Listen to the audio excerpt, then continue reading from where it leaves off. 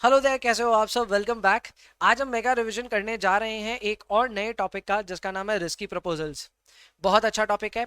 Examination में, CMA final, SFM में एक क्वेश्चन डेफिनेटली यहाँ से आएगा। और ऐसे में इस चैप्टर को अच्छे से तैयार करना हमारी बहुत इंपॉर्टेंट रिक्वायरमेंट तो है ही। दूसरा, ये चैप्टर बड़ा आसान भी है, तो यहाँ पे अगर आप ठीक ठाक तैयारी करके जाते हैं, there is a great chance कि आपको फ्री के नंबर यहाँ पे मिल सकते हैं। तो ऐसे में इस चैप्टर की इंपॉर्टेंस बहुत ज्यादा है। ध्यान आपको पूरा देना है, कंसंट्रेट आपको बहुत अच्छे से करना है। तो इसी चीज को ध्यान में रखते हुए शुरुआत करते हैं इस रिविजन की। Before we start this revision, एक दो बातें हैं जो मैं समझा देना चाहता हूँ। नंबर वन, ये नोट्स आपको कहाँ मिलेंगे, तो दो चीजों पे डिपेंड करता है। आप अगर एक एनरोल्ड स्टूडेंट है तो ये नोट्स, ये वीडियोस हमेशा से आपके पास रहे हैं और आपको पता है ये कहाँ मिलेगा। ड्राइव पे आपको सारे नोट्स मिल रहे हैं। एंड आपको इसके साथ में जो हमारे वीडियोस हैं उसके लिस्ट में ही आपको ये रिविजन वीडियोस दिख रहे हैं। एंड कल को अगर आप YouTube पे इस लेक्चर को देख रहे हैं तो डिस्क्रिप्शन में आपको सारे नोट्स वगैरह सब मिल जाएंगे। हमने टाइम स्टैम्प भी इसको किया हुआ है, तो टाइम स्टैम्प होने की वजह से यहाँ पे आपको हर एक चीज टाइम टू टाइम मिल जाएगी, कौन सी चीज कहाँ पे है एंड सो ऑन, कौन से क्वेश्चन को हमने कहाँ कवर किया, तो उसका अच्छी बात है। तीसरी बात ये भी है कि हम लोग ऐसे अपनी क्लास में कॉन्सेप्ट्स और सब चीजों को बहुत अच्छे से टटोल करके पढ़ते हैं। यहाँ पे हम उतना काम नहीं करेंगे, but what we will do is we will cover 15 to 20 terms, जिसमें हम लोग पिछले आए सवालों को रिव्यू करते हैं, उनको देखते हैं और उसके हिसाब से अपने आगे के एग्जाम की तैयारी करते हैं। This is a historical way of preparing for your examination, but I think this works in most of the cases. And इसीलिए इसी चीज को ध्यान में रखते हुए ये मेगा रिविजन कर रहे हैं। ऐसे मेगा रिवीजन मैंने और भी चैप्टर्स के लिए किए हैं, जिसके लिए जो हमारी प्लेलिस्ट है यूट्यूब की, वो नीचे डिस्क्रिप्शन में मिल जाएगी, वहां से जाके चेक कर लेना। और जो एनरोल्ड बच्चे हैं, मैं बार बार बोल रहा हूँ, आपके लिए तो पूरी प्लेलिस्ट सजाई हुई है ऐप के अंदर, आप वहां से देख सकते हैं। शुरुआत करते हैं, चलिए let's get started with the subject now. सबसे पहला अगर हम देखें, आज का हमारा सब्जेक्ट मैटर है रिस्की प्रपोजल्स। और इस रिस्की प्रपोजल में, सॉरी फॉर दिस, अगर हम रिस्की प्रपोजल की बात करें तो इस पूरे टॉपिक में हम लोग एक एक करके सारी कैटेगरी पढ़ रहे हैं, जिसमें पहली कैटेगरी है सर्टेनिटी इक्विवेलेंट एंड आरएडीआर अप्रोच। ये दोनों अप्रोचेस तब यूज होते हैं जब हमारे कैश फ्लोस और हमारे डिस्काउंट रेट के नेचर मैच नहीं करें। कभी कभार ऐसा होता है that you are given with cash flows which are risk free, but the rate that you have is not risk free. Sometimes it also happens that the cash flows that you are having are risky, but the rate which you are given is risk free. So ऐसे में कई सारे permutation combination से हमको दो possibilities का ख्याल आ जाता है, जहां पे हम फंस जाते हैं और वहां पे हम इन दोनों में से कोई एक अप्रोच का यूज लेते हैं। वो पॉसिबिलिटी क्या है? वो पॉसिबिलिटी ये है, नंबर वन पॉसिबिलिटी, कि आपके जो कैश फ्लोज हैं वो तो रिस्की कैश फ्लोज हैं, लेकिन आपके पास जो रेट है, डिस्काउंट रेट, वो एक रिस्क फ्री रेट है।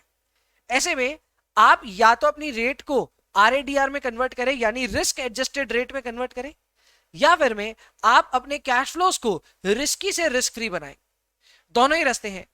इसमें पहला अप्रोच होता है उसे हम आरएडीआर कहते हैं, और दूसरे अप्रोच को हम सर्टेनिटी इक्विवेलेंट अप्रोच कहते हैं। बड़े आसान अप्रोच है, कुछ खास मुश्किल नहीं है। आइए देखते हैं यहाँ क्या करते हैं। तो अगर हम सर्टेनिटी इक्विवेलेंट अप्रोच की बात करें तो यहाँ पे हम अपने अनसर्टेन कैश फ्लोस को सर्टेन कैश फ्लोस में तब्दील करते हैं, और ऐसा करने के लिए हमें अनसर्टेन कैश फ्लोस को अपने सर्टेनिटी इक्विवेलेंट कोएफिशिएंट से मल्टीप्लाई करना पड़ता है। वंस वी डू दैट, हमारे पास सर्टेन कैश फ्लो आ जाते हैं, और फिर कुछ नहीं, इसी सर्टेन कैश फ्लोस को रिस्क फ्री रेट से डिस्काउंट करके हम अपने आगे का काम कर सकते हैं। अब यही चीज अगर आप आरएडीआर अप्रोच में करोगे तो यहां पे आपको आरएडीआर कैलकुलेट करना पड़ेगा, which is essentially risk adjusted discount rate. ये रिस्क फ्री रेट में रिस्क प्रीमियम को जोड़ने से आपको मिल जाएगा। रिस्क प्रीमियम जोड़ने के कई कई तरीके होते हैं, इसमें से एक बहुत सिंपल तरीका हमें पता है, जिसे हम कहते हैं सीएपीएम। सो सीएपीएम में भी जो स्ट्रक्चर होता है वो यही होता है, वी टेक आरएफ, उस आरएफ में हम ऐड करते हैं RM minus RF into beta, correct. So ये जो आपने सेकेंड कंपोनेंट ऐड किया, ये एक तरह का रिस्क प्रीमियम ही है, और पूरे सीएपीएम को हम आरएडीआर कह सकते हैं। It's not a bad thing to tell that even CAPM is also RADR. तो आरएडीआर का काम यह है कि रेट को रिस्क के अनुसार बना दीजिए और बाद में अपने अनसर्टेन कैश फ्लोस को आरएडीआर की मदद से डिस्काउंट कीजिए। इस चीज को प्रैक्टिकली करेंगे तो और समझ में आएगा, और इसी चीज को ध्यान में रखते हुए हम अपना पहला सवाल करने जा रहे हैं। The first question is from the term December 2019. दिसंबर 2019 में ये सवाल आया, बड़ा साधारण सा सवाल है, आइए देखते हैं क्या है।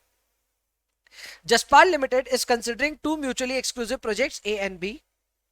इन दोनों से रिलेटेड इंफॉर्मेशन कुछ इस प्रकार है कि प्रोजेक्ट ए में इनिशियल इन्वेस्टमेंट है 15,000 का, प्रोजेक्ट की लाइफ है 3 साल की और हर साल आपको 7,000 रुपए का इनफ्लो मिलेगा।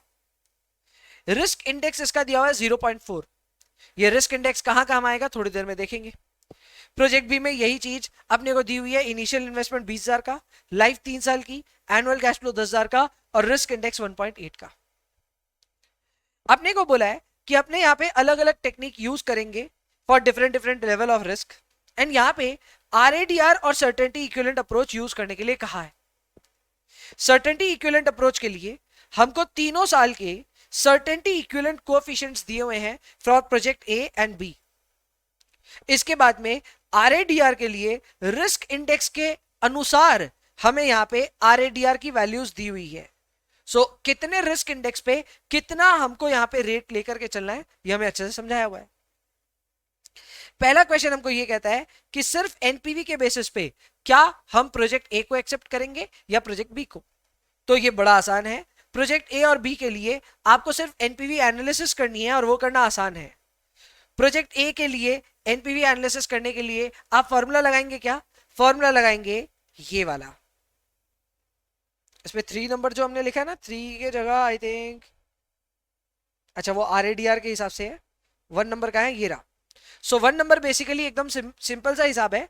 यहां पे हम कैश फ्लो को पीवीआईएफए से मल्टीप्लाई करके पीवी ऑफ कैश फ्लोस निकाल रहे हैं और इसमें से माइनस कर रहे हैं इनिशियल इन्वेस्टमेंट को, which is 15,000 in case of project A. Cash flow 7,000 रुपए का है, पीवीआईएफए 10% से कर रहे हैं क्योंकि एनपीवी में 10% कॉस्ट ऑफ कैपिटल यूज करने के लिए बोला था। तो ये काम करके हमने रिजल्ट्स तक पहुंच गए और हमको देख करके ही समझ में आ गया कि project B is a better project. ये काम करने के लिए क्या किया ध्यान रखिएगा, हमने पीवी ऑफ कैश इनफ्लोज निकाला और उसके लिए एन्युटी को पीवीआईएफए से मल्टीप्लाई किया।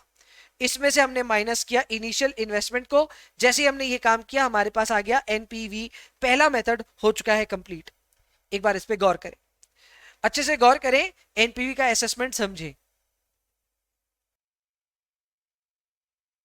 अच्छे से ऑब्जर्व कर लीजिए, इससे ज्यादा समय नहीं मिलेगा आपको, ठीक है। सो दिस इज डन, अच्छे से समझ में आ गया। 1 नंबर आसान था यार, एनपीवी से ही सॉल्व हो रहा था। अब 1 नंबर के बाद में हम जो नेक्स्ट चीज में चल रहे हैं वो है अपना 2 नंबर, जहां पे अपने को सर्टेनिटी इक्विवेलेंट अप्रोच यूज करना है। सर्टेनिटी इक्विवेलेंट अप्रोच का बहुत सिंपल सा काम है, अनसर्टेन कैश फ्लो को सर्टेनिटी इक्विवेलेंट कोएफिशिएंट से मल्टीप्लाई कीजिए, सर्टेन कैश फ्लो पे पहुंचिए और फिर रिस्क फ्री रेट पे उसको डिस्काउंट कर दीजिए। यही काम यहाँ कर रहे हैं। अगर आप देखेंगे तो ये हमारा सेकंड नंबर का तैयारी। सेकंड नंबर में हमारी जो पीवी है वो 7% की रेट से होगी। क्यों? क्योंकि रिस्क फ्री रेट यहाँ 7% है। कैसे पता चला? ये भी ट्रिक है। जब रिस्क इंडेक्स 0 है इसका मतलब रिस्क है ही नहीं। जब रिस्क है ही नहीं तब आरएडीआर अगर 7 है तो इसका मतलब रिस्क रेट भी 7 है। ठीक है, बहुत बहुत स्टाइल से ये पता चलता है, तो इस बात का ख्याल दीजिएगा कि यहाँ पे present value risk free rate पे करना है और रिस्क फ्री रेट 7% है। अब यहां अगर आप गौर करेंगे तो हमने अपने सर्टेन कैश फ्लोज की कैलकुलेशन ऑलरेडी कर दी। ये कैलकुलेशन करना आसान था। इसके लिए हमने किया क्या, मैं एक बार करके दिखा देता हूं आपको। जैसे हमारा 7,000 का यहाँ कैश फ्लो है तो 7,000 को हमने मल्टीप्लाई किया विद 0.95 तो मिला 6650। वैसे ही वापस 7,000 को हमने मल्टीप्लाई किया इंटू 0.90 तो आया 6300 और फिर 7,000 को वापस मल्टीप्लाई किया इंटू 0.90 वापस आया 6300। यही सेम काम प्रोजेक्ट बी के लिए हमने 10,000 से मल्टीप्लाई करके किया क्योंकि उसका कैश इनफ्लो 10,000 है। सो 10,000 इंटू 10,000 इंटू 10,000 करके हमारा ये रिजल्ट्स आ गया। So once we have got the risk free cash flows, तो रिस्क फ्री कैश फ्लोज को रिस्क फ्री रेट पर डिस्काउंट कीजिए, you will get your result. Discounting के बाद के जो रिजल्ट है वो यहाँ है एंड अपना फाइनली जो एनपीवी आ गया वो 1859 एंड 1548 भी आ गया। Based on this project A is better. इससे पहले हम प्रोजेक्ट बी को बेहतर बता रहे थे, अब हम प्रोजेक्ट ए को बेहतर बता रहे हैं। यही तो कमाल है रिस्की प्रपोजल चैप्टर का। इसके अलावा थर्ड अप्रोच बोलता है कि आरएडीआर अप्लाई करो। आरएडीआर ये कहता है कि अपने रिस्क इंडेक्स के अनुसार अपना रिस्क एडजस्टेड डिस्काउंट रेट निकालो। सो बेस्ड ऑन दैट हमारा जो पहला प्रोजेक्ट है उसका रिस्क इंडेक्स है 0.4, तो उसका 0.4 पे जो डिस्काउंट रेट बनता है वो है 9% का। वहीं पे जो हमारा प्रोजेक्ट बी है उसका रिस्क इंडेक्स है 1.8, सो 1.8 पे हमारी रेट ऑफ रिटर्न है 16% की।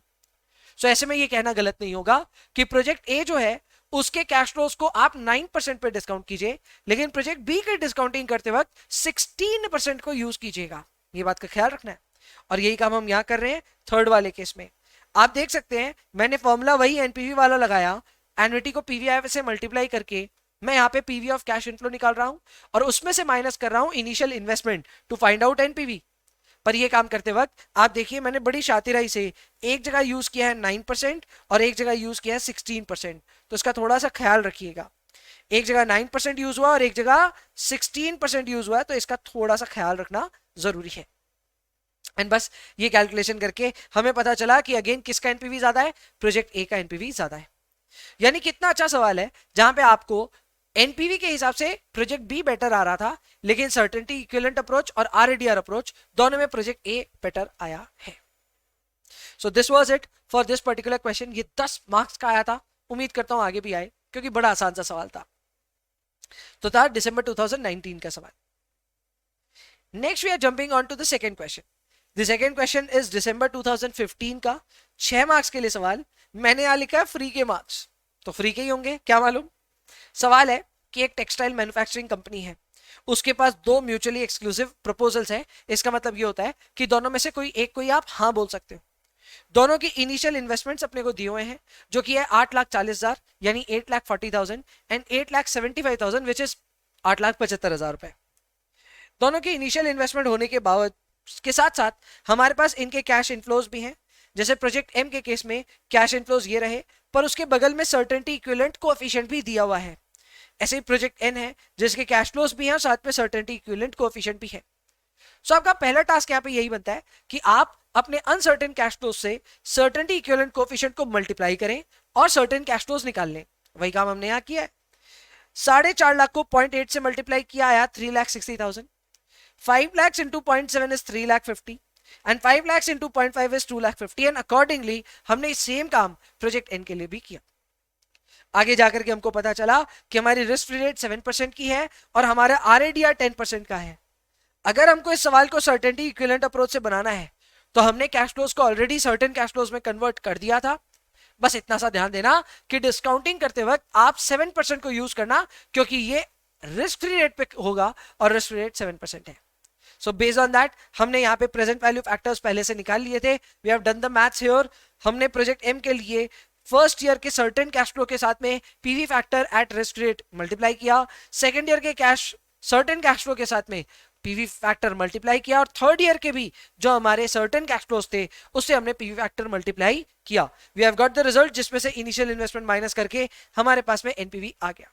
यही सेम काम प्रोजेक्ट एन के लिए कीजिएगा। सिंस प्रोजेक्ट एन का एनपीवी काफी ज्यादा है, हम उसी को रेकमेंड करेंगे, उसी को हम हाँ कहेंगे। क्लियर? ये था आपके लिए दिसंबर 2015 में आया हुआ 6 नंबर का क्वेश्चन। नेक्स्ट अप इज दिसंबर 2014 में आया हुआ again very easy question, free के मार्क्स वाला। इधर भी 6 नंबर के लिए बोला था कि 3 प्रोजेक्ट है ए बी सी। तीनों प्रोजेक्ट में अपने को रिस्क एडजस्टेड एनपीवी निकालना है। रिस्क एडजस्टेड एनपीवी का मतलब यही होता है कि आप आरएडीआर का ख्याल रखिएगा। जैसे पिछला सवाल सीई कोएफिशिएंट के ऊपर में था, ये आरएडीआर के ऊपर होने वाला है। तो यहाँ पे आपके पास में नेट कैश फ्लोज है, कैश आउटफ्लोज है, तो ये इनिशियल इन्वेस्टमेंट है। तीनों की प्रोजेक्ट लाइफ है 5-5 साल। तीनों में इनफ्लो जो है वो भी हमें पता है। इसके साथ में कोएफिशिएंट ऑफ वेरिएशन दिया है, क्या काम है इसका मुझे नहीं मालूम। आरएडीआर जरूर दिया हुआ है 12, 14 और 16। इसका मतलब यह है कि जिसका आरएडीआर होगा उसका आरएडीआर पे पीवीएफ आपको यूज करना होगा। फॉर इंस्टेंस ए के लिए पीवी फैक्टर यूज करेंगे 3.605, बी के लिए जो पीवी फैक्टर का जीटी वैल्यू आ रहा है वो यूज करेंगे 3.433 और सी के लिए 3.274।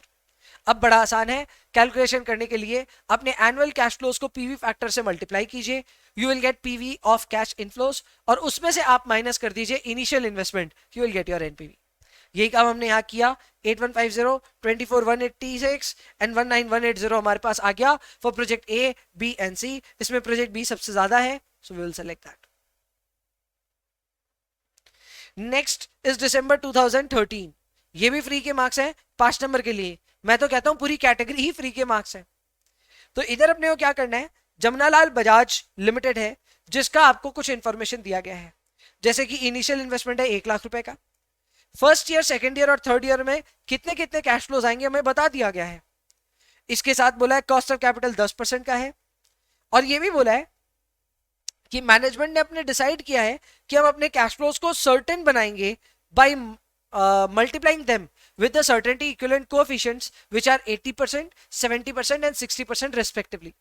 तो बेसिकली आपके जो कैश फ्लोज हैं उनको 80%, 70% और 60% रेस्पेक्टिवली से मल्टीप्लाई करना है and you will get your certain cash flows. We have done the same task. Certain cash flows ये रहे। इसके बाद में हमें यहां पे यूज करना है अपने रिस्क फ्री रेट को, जो कि अनफॉर्चुनेटली नहीं दिया हुआ है। जब रिस्क रेट नहीं दिया तो आप कॉस्ट ऑफ कैपिटल को ही अपना रिस्क रेट मान लीजिए, और इससे आप यहां पे डिस्काउंटिंग कर रहे हैं प्रेजेंट वैल्यू फैक्टर्स को लेते हुए। बस फिर क्या है, सर्टेन कैश फ्लोज को मल्टीप्लाई कीजिए with your present value factors, you will get the present value of your certain cash flows. इससे आप माइनस कर दीजिए initial investment, whatever will be left will be termed as risk adjusted NPV and that is the final answer. अच्छा, यहाँ पे present value factor क्या use करना है ये दिया हुआ भी था, तो काम हमारा जाहिर सी बात है इसकी वजह से आसान हुआ। ऑब्जर्व कीजिए इसको प्लीज।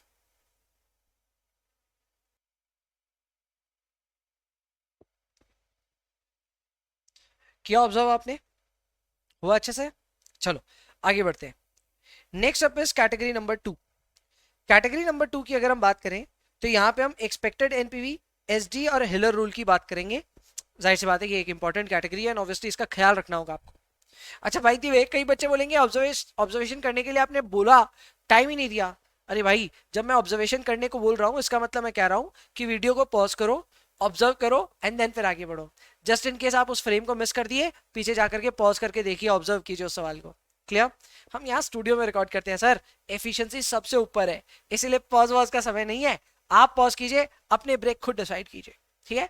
चलिए आइए कैटेगरी नंबर 2 में। कैटेगरी नंबर 2 की अगर हम बात करें तो भाई ये स्टैटिस्टिक्स की दुनिया से है। अगर आपको स्टैटिस्टिक्स पसंद नहीं है, मेरे ख्याल से ये वाला पोर्शन आपके लिए बहुत दर्दनाक होने वाला है। पर अगर आपको स्टैटिस्टिक्स पसंद है तो फिर बड़ा आसान है। यहां पे आप एक्सपेक्टेड कैश फ्लो निकालेंगे तो फॉर्मूला है summation of pi into CFI. इसका मतलब आपको कैश फ्लोज की वैल्यू दिया हुआ रहेगा, आपको प्रोबेबिलिटी दिया हुआ रहेगा, आपस में मल्टीप्लाई करना है, टोटल लगाना है। करने में आसान लगता है, देखने में मुश्किल लगता है।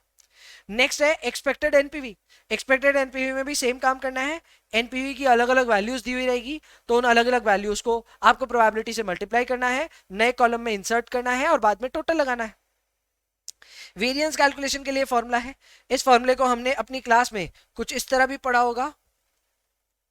हम एक्स मान लेते हैं, है ना, अपने कैश फ्लो या फिर एनपीवी को, तो ये वाला फॉर्मूला आपने पढ़ा हुआ होगा। इसका समेशन करेंगे तो वेरिएंस आ जाएगा, और इसी का स्टैंडर्ड डेविएशन करेंगे तो फिर अंडर रूट करके वो किया जा सकता है, तो अंडर रूट करते ही स्टैंडर्ड डेविएशन आ जाएगा। ये सेम काम आप एनपीवी के लिए भी कर सकते हैं। एंड अंत में जो सबसे इंपॉर्टेंट रूल है वो है हिलर्स रूल, जो कि आपको ये सिखाता है कि अगर आपके पास अलग अलग कैश फ्लोज का वेरिएंस है, यानी हर साल का कैश फ्लो का अलग अलग वेरिएंस है, तो उससे आप अपने प्रोजेक्ट की एनपीवी की वेरिएंस कैसे निकालेंगे उसका तरकीब समझाया है, एंड वो इस फॉर्मूले में है। इस फॉर्मूले में अगर आप गौर करेंगे तो आपको वेरिएंस लेना है ऑफ द फर्स्ट ईयर, उसको डिवाइड करना है with 1 plus your discount rate, लेकिन पावर में 2 लेना है। हमेशा तो सर पावर में 1 लेते हैं, यहां नहीं लेना। सेम काम अगर हम सेकेंड वाले के लिए करें तो variance of the second year ले रहे हैं, लेकिन जब हम नीचे फॉर्मूला ले रहे हैं तो हम ले रहे हैं 1 प्लस आर, लेकिन पावर में ले रहे हैं 4।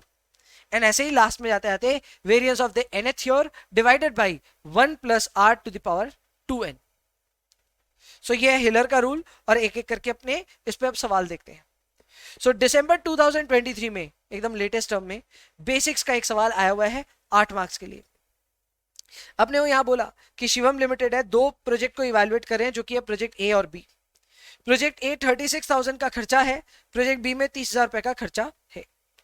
प्रोजेक्ट ए में अपने एनपीवी के ही सीधे एस्टिमेट दे दिए, तो कैश फ्लो एक्स्ट्रा नहीं दिया है, सीधा एनपीवी का एस्टिमेट दे दिया है कि अपना एनपीवी 15,000, 12,000, 6,000 और 3,000 कुछ भी हो सकता है।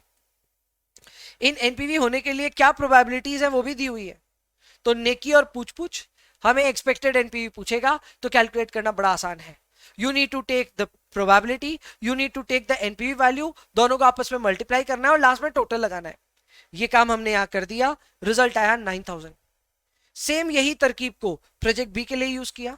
We have got the NPV values, इन एनपीवी वैल्यू को प्रोबेबिलिटी वैल्यू से मल्टीप्लाई करके टोटल लगाया, वापस 9000 आया, so that is for project B as well. So based on expected NPV, यहां तो टाई हो गया, प्रोजेक्ट ए और प्रोजेक्ट बी दोनों ही केसेस में हमारी जो एनपीवी है वो आ रही है 9000 की. ठीक है, चलो ठीक है, समझ में आता है. अब यहां पे अपना नेक्स्ट आता है. चलो पहला सवाल यही था कि आप एक्सपेक्टेड एनपीवी निकालो for both the project which is project A and project B.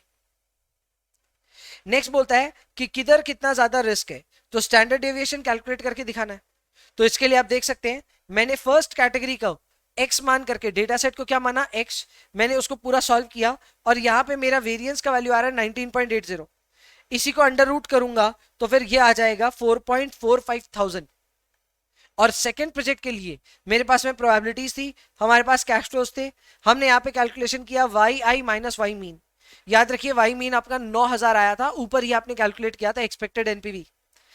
तो आपने यहाँ पे वाई आई माइनस वाई मीन निकाला, उनको स्क्वायर किया और लास्ट में प्रोबेबिलिटी से मल्टीप्लाई भी किया. यहाँ पे रिजल्ट आ रहा है 14.40. इसका भी अंडर रूट कीजिए, स्टैंडर्ड डेविएशन मिल जाएगा. जिसका स्टैंडर्ड डेविएशन ज्यादा वो ज्यादा रिस्की, जिसका स्टैंडर्ड डेविएशन कम वो कम रिस्की. और यही चीज हमने यहां किया, 3.79,000 आ गया.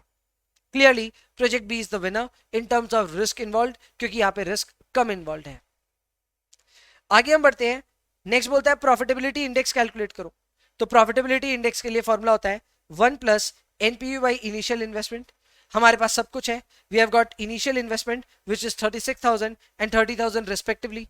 We have also got expected NPV as well which is 9000 in both the cases. तो उनको यूज करके हम बड़े आराम से प्रॉफिटेबिलिटी इंडेक्स निकाल सकते हैं. लास्ट क्वेश्चन हमको ये कहता है कि आप किसको रेकमेंड करोगे साहब, तो भाई अलग अलग मेथड के हिसाब से अलग अलग रिजल्ट्स. जैसे कि एक्सपेक्टेड एनपीवी के हिसाब से ए और बी में किसी को भी सेलेक्ट कर लो, क्योंकि दोनों ही के केस में एक्सपेक्टेड एनपीवी 9000 आ रही है. स्टैंडर्ड डेविएशन के केस में प्रोजेक्ट बी को आप कृपया करके सेलेक्ट कीजिए, क्योंकि उसका स्टैंडर्ड डेविएशन लोअर है, लोअर इज बेटर.